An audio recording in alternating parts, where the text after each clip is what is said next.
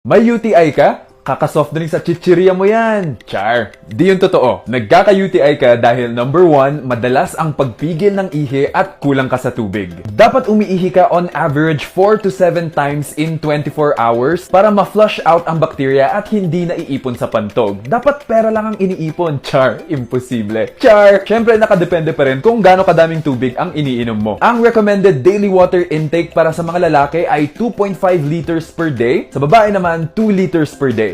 Given na ikaw ay generally healthy at walang ibang sakit. Number 2, douching. Ito ay pag nililinisan yung vagina. Ang vagina ay yung nasa loob at ang vulva naman ay ang nasa labas. Ang dapat nyo lang hinuhugasan ay ang vulva. Dahil ang vagina ay may self-cleaning mechanism. Pag hinugasan mo yan, magkakaroon ng imbalance sa acidity at mawawala ang healthy bacteria na pumoprotekta sa vagina. Number 3, improper wiping. Pag naghuhugas o nagpupunas naman ng puwet, dapat laging papunta sa likod. Huwag paharap dahil ang bakterya na galing sa puwet mapupunta sa puwerta. Number 4, kidney stones. Pag may block sa daluyan ng ihi, naiipon sa loob ang ihi kasama ang bakterya. Para maiwasan ang sakit sa bato, stay hydrated, iwasan ang maaalat na pagkain, at bawasan ang pagkain ng mga oxalate-rich foods tulad ng peanuts, chocolate, kamote, at spinach. May tinatawag kasi tayong oxalate crystals at pag madami ito sa katawan, pwede itong bumuo ng stone. Both lalaki at babae ay at risk magka-UTI.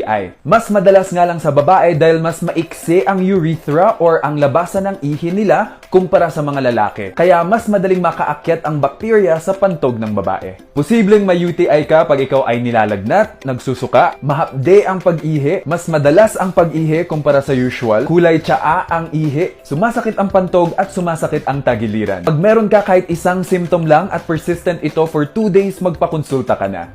Ligtas ang may alam. Hanggang sa susunod. Take care.